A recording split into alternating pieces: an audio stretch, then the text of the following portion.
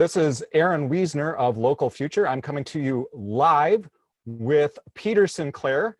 Peter is an independent videographer specializing in energy and climate change. He's located in Midland, Michigan. Peter, how are you doing today?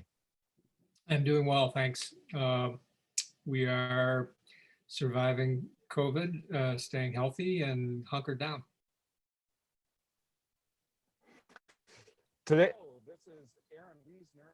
Today is Tuesday, May the 26th, 2020.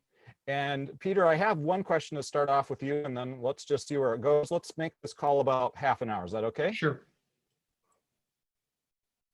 All right. Here's my question. Peter, what caused the flood? Well, like these kind of events is usually multiple. When you have a catastrophe like this, there's very rarely a single cause that you can just put your finger on.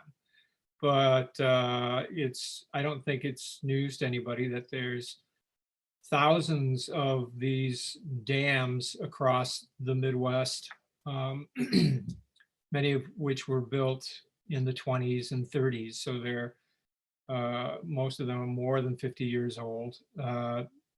Many of them have found their way into private hands, owners and operators who are not always as enthusiastic about maintenance and updating as they should be. And we have so the dam structures, the dam operators have been cited a number of times over the last 15 or 20 years for potentially unsafe maintenance of the dam.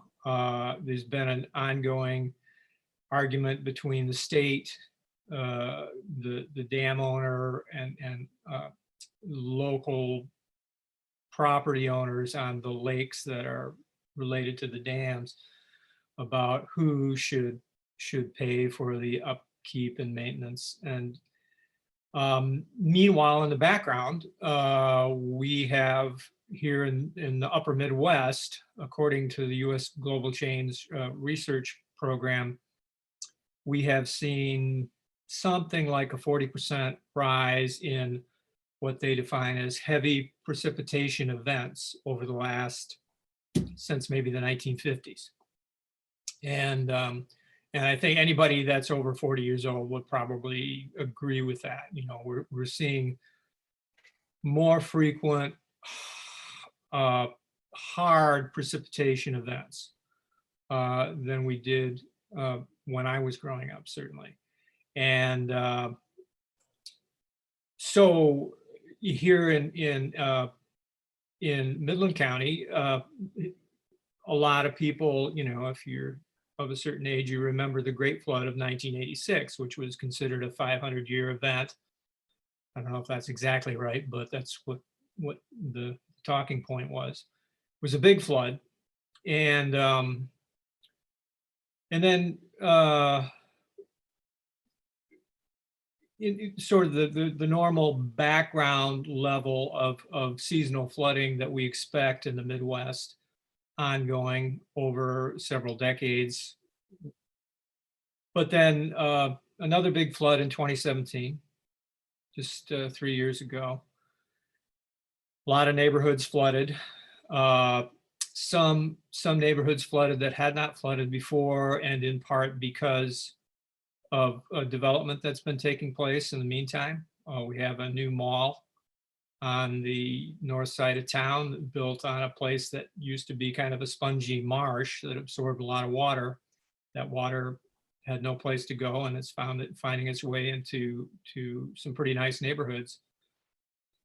But I still think a lot of people allowed themselves to believe that the 2017 event was a fluke, a one-off, something not likely to be repeated for another 30 years, perhaps.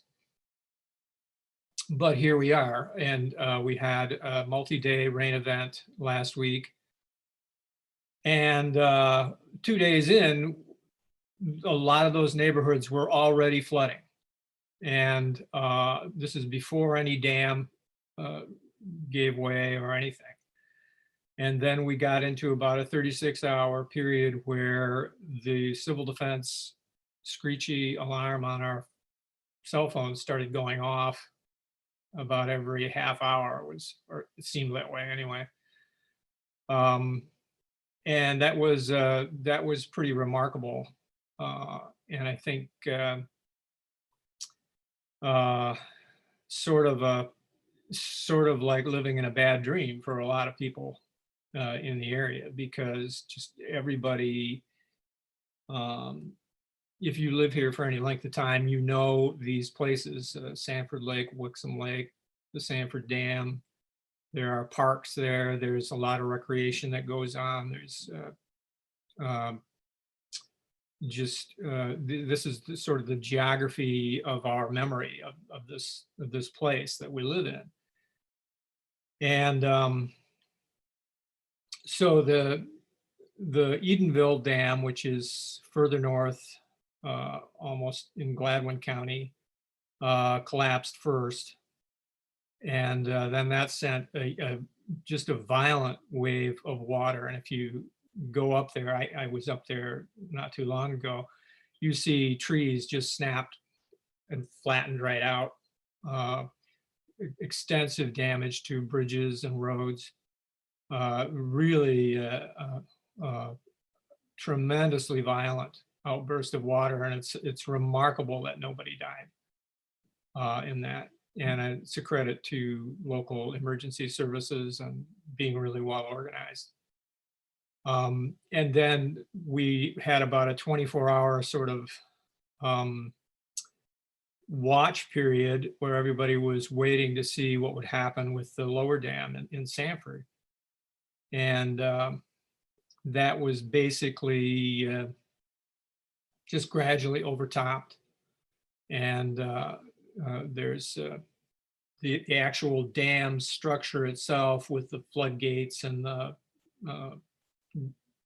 potentially generating facilities, a lot of concrete and steel. And then you have a large part of the dam that's basically an earthen levee. And when that levee began to be overtopped, then its water does its thing and it sort of just washed away. And that sent additional waves of water downstream. So I've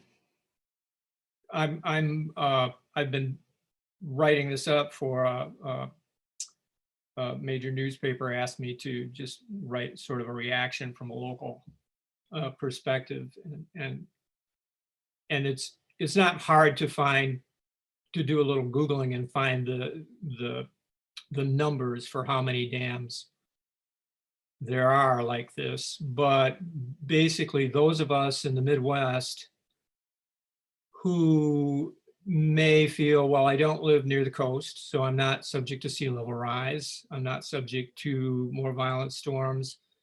There are no glaciers nearby that I can watch shrink. I'm probably not subject to the kind of violent fires what we've seen in Australia and Siberia and the Western United States and North America.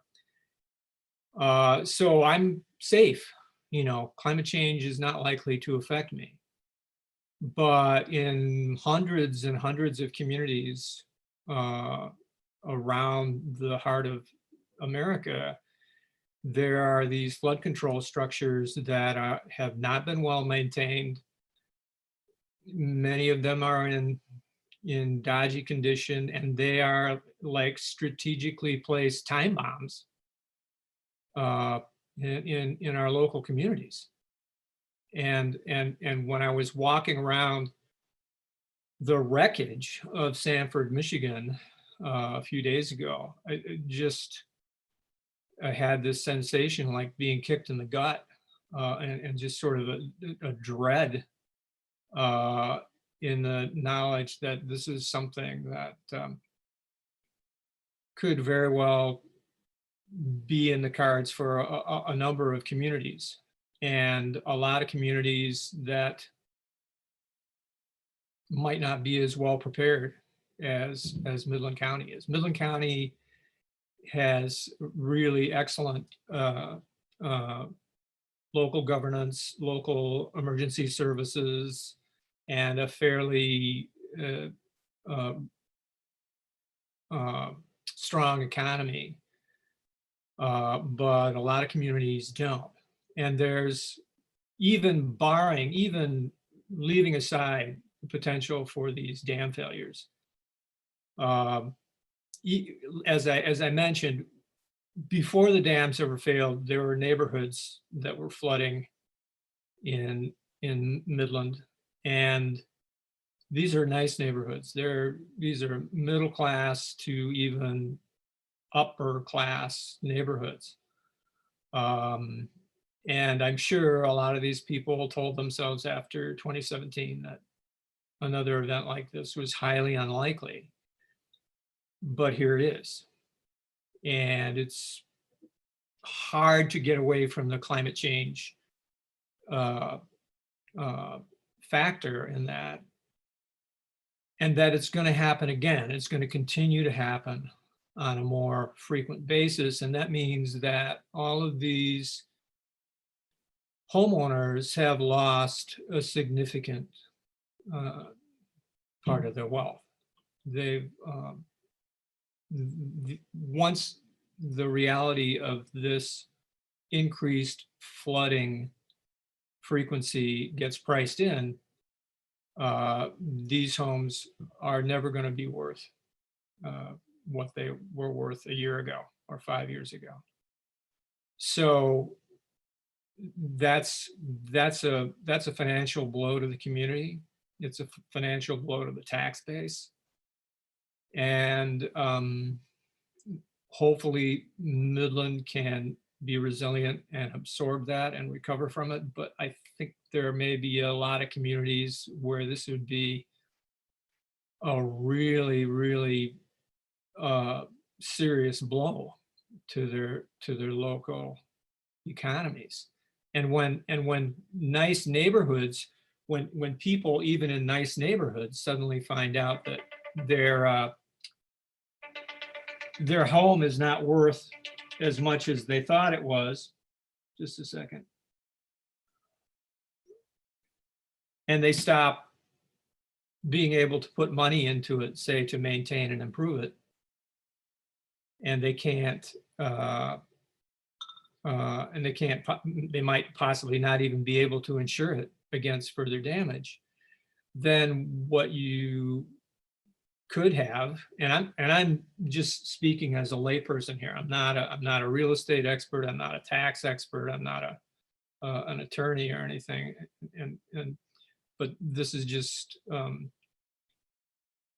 this seems fairly reasonable and fairly basic to me, that these neighborhoods are going to begin to kind of decay, you know. And so potentially in communities across the heartland, you're going to see this increased pressure from flooding and precipitation just sort of degrade the housing stock and the wealth of communities, or at least put additional pressure economically on communities. And this is the insidious thing about climate change, is that these changes happen gradually over time. I mean, you could go for 10 years and not notice, you know, that something is changing in the background that could eventually, you know, creep up on you. But then you have that event, and as long as the water stays 1 inch below the level of the levee, then everything's fine. But as soon as it's 1 inch over the level of the levee, then everything changes, and you have an abrupt shift in what your expectations are. You know, what your the circumstances of your life and of your community. So so when I talk to scientists about this question of abrupt climate change, they don't talk in terms of like, if you remember the movie The Day After Tomorrow with the gigantic tsunami coming into New York City and all this kind of stuff. That's not the abrupt climate change that scientists are talking about. They're talking about gradual change, and then suddenly a human system or a piece of infrastructure fails. And then we have a massive disaster. Hurricane Sandy happened 50 years ago or 60 years ago, it probably would not have inundated the New York Lower Manhattan subway. But just because of the few inches of sea level rise that have occurred during that time, the subways were flooded, and all of a sudden you had $30 billion worth of damage. You know, so so this is part of what makes it hard for citizens and policymakers to kind of wrap their heads around this, because it's easy to ignore as long as it continues this slow incremental change.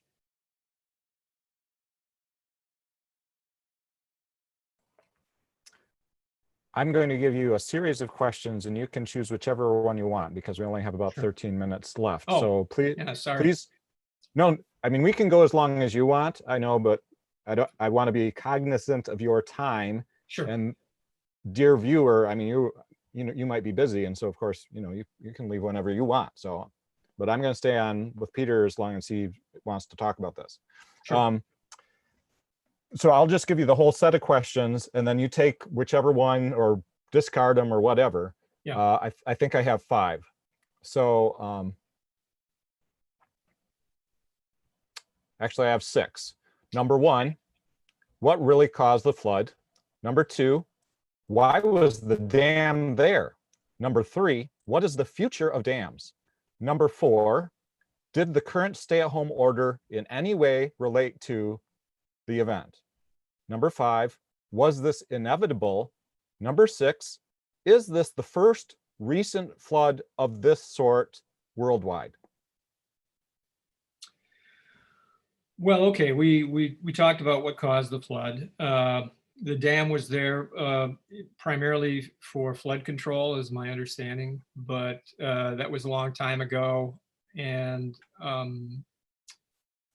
I have only very, very briefly taken a look at that history, and that's a small note somewhere that somebody wrote that said flood control, which kind of makes sense.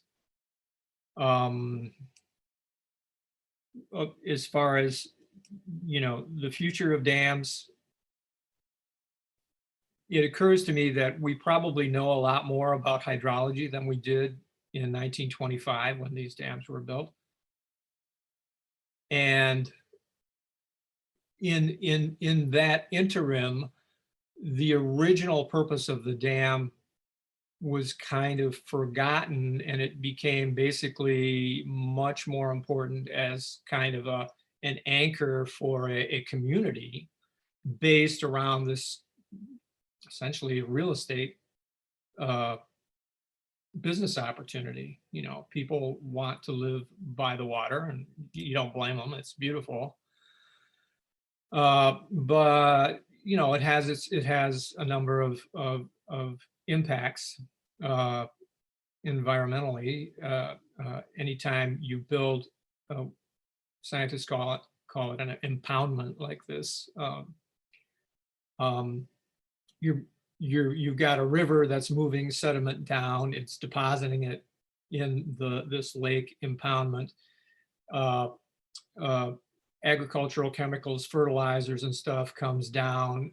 You tend to get an overgrowth of seaweed and algae and things of that, and then the homeowners spend money to put toxic chemicals in the water to suppress the weed growth, but of course that when you kill the weeds, it just creates more fertilizer for more weeds. And so there's a certain amount of you know, hamster wheel kind of a dynamic to it. And just to give you an idea of how confused and how difficult this is to tease out, when the current the Whitmer administration came in, and the new Attorney General filed a suit against these dam owners because they had actually lowered the water level as kind of a safety measure because of the citations that the dam had and the concern about whether it could withstand this type of event. So the water level was lower.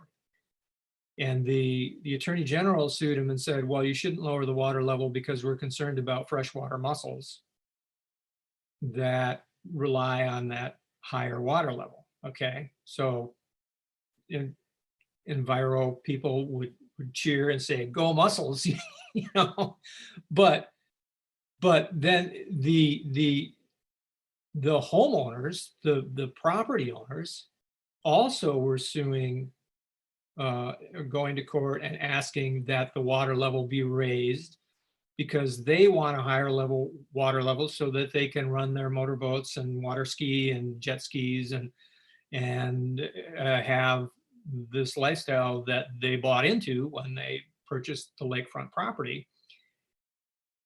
And so both of these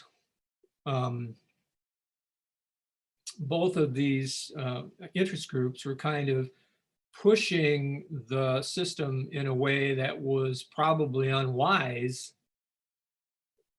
in the absence of actually doing the work on the levee that inspectors said had to be done.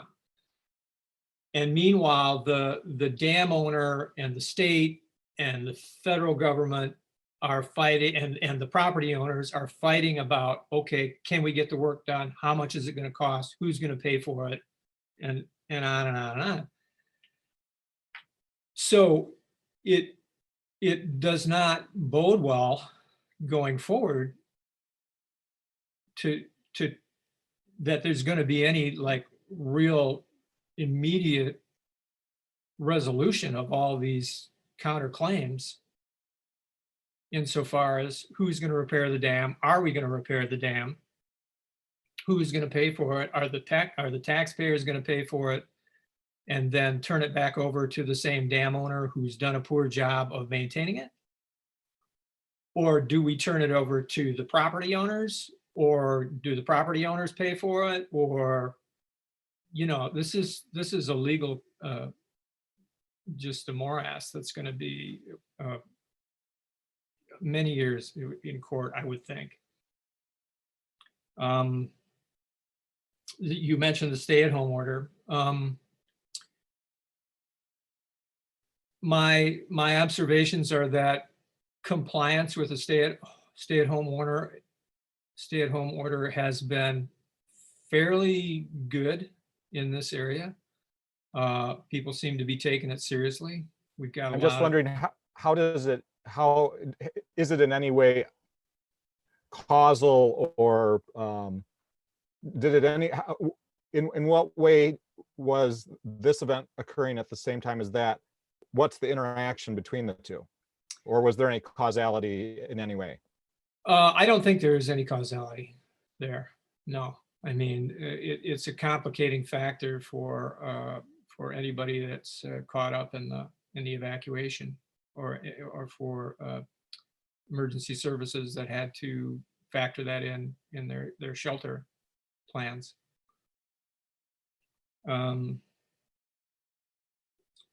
As far as the future of dams, I don't know. Dams cost a lot of money, and 100 years ago, if you planned a dam, the average person just said, good, you know, build a dam. Well, we need the flood control. nowadays, if you say you're going to build a dam or rebuild a dam, you know, there's all kinds of environmental impacts and things that you need to take into account that nobody thought about. So if anything, my understanding is we're kind of in an era in the United States where dams are being removed in a lot of places. And so it's anybody's guess what this means going forward. But I think we're just at the beginning of a series of potential events like this that are going to be high impact and continuing to happen across the Midwest. And what was your last question? Well, we have about 4 minutes left if we're going to be done in 30 minutes. And I'll throw the last 5 and 6 at you, and then I'll add number 7, and you just take whichever ones you want for as long as you want. Okay, so number 7 or 5 again was this inevitable? Number 6, is this the first recent flood of this sort worldwide, this like surprise flood? And number 7, what is the proper ownership of dams? The ones above the dam, the ones below the dam, the public, the private, what's the proper ownership?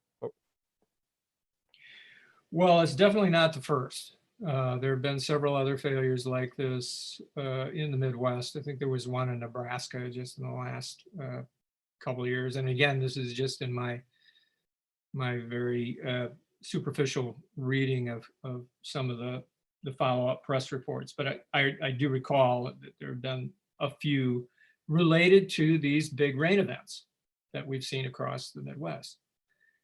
And I'm sorry, what, next question? Was this inevitable was 5, and then number 7 was, what is the proper ownership of dams? The people who live below the dam, the people who live above the dam, the public in general, or private corporations, for example? Well, it's probably not inevitable if you're willing to spend the money on it, but there's the rub, because when you have, over the course of half a century or a century, a number of these dams have fallen into private hands, and these owners aren't always willing or able to put in the kind of resources that it needs to keep these dams in excellent condition, or even to improve them, because of the need as the severity of the storms that we expect keeps increasing.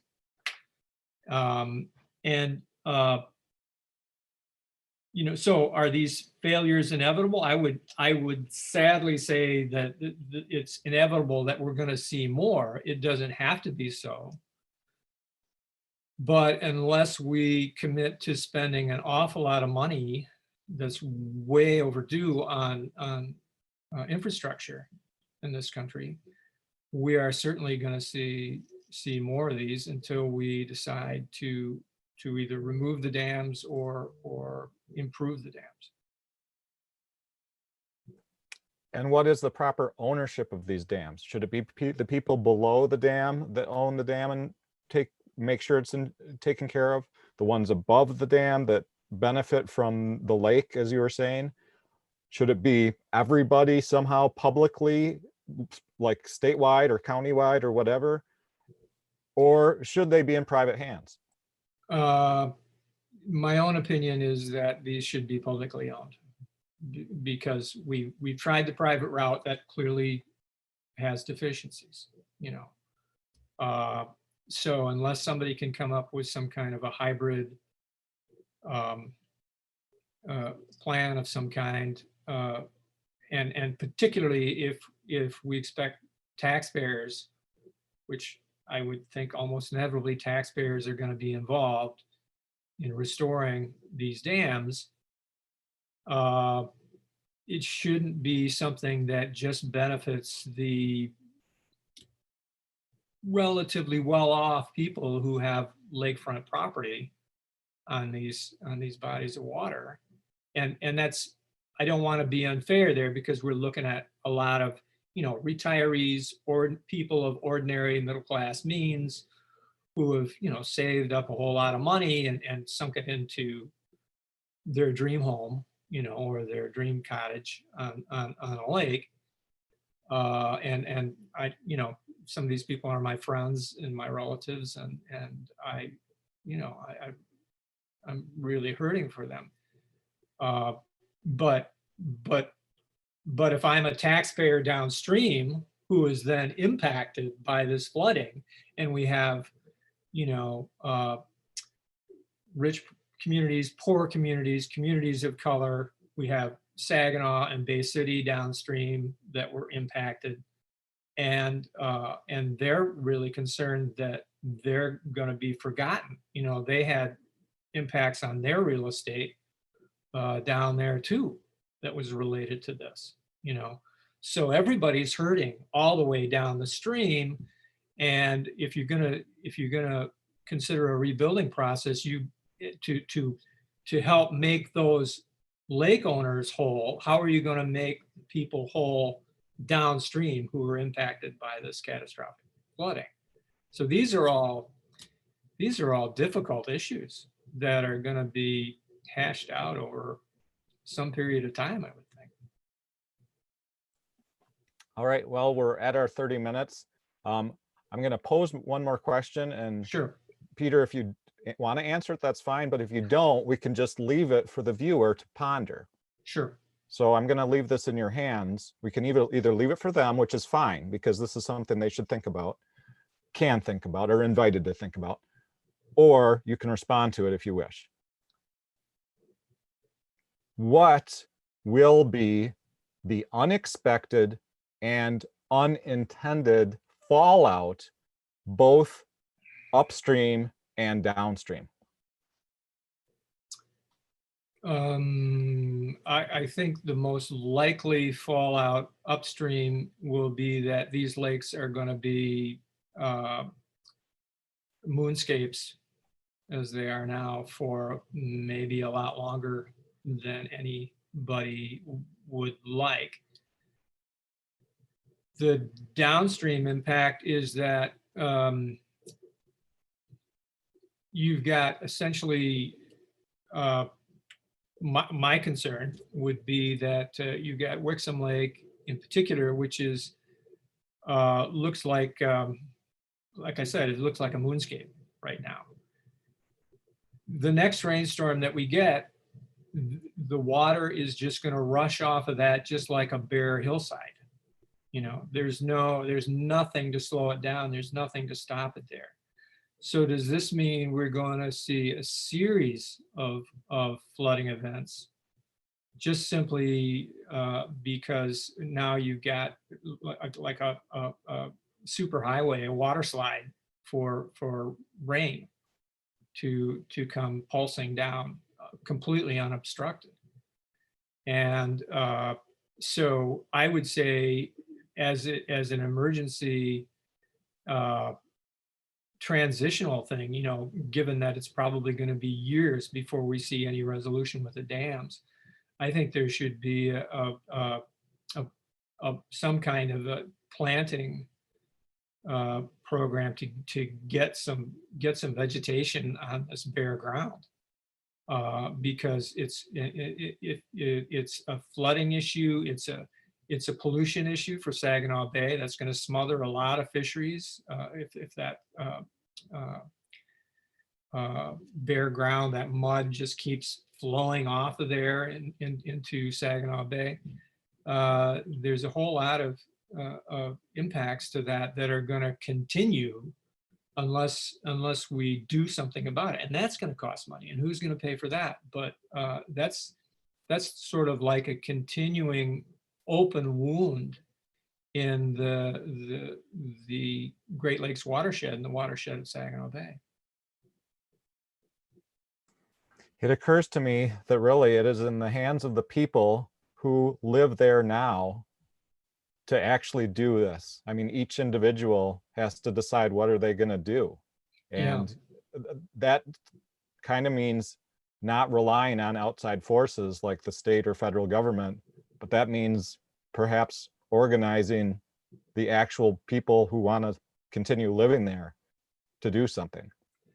Yeah, and good luck. I mean, if you can get them all to agree on some course of action, but I've got to believe that the overwhelming sentiment among those folks is just please take me back to where I was 2 weeks ago. You know, I want my lake back. I want my former life back. I want my investment back. And who can blame them? You know, but I just don't think that a quick resolution of that is in the cards.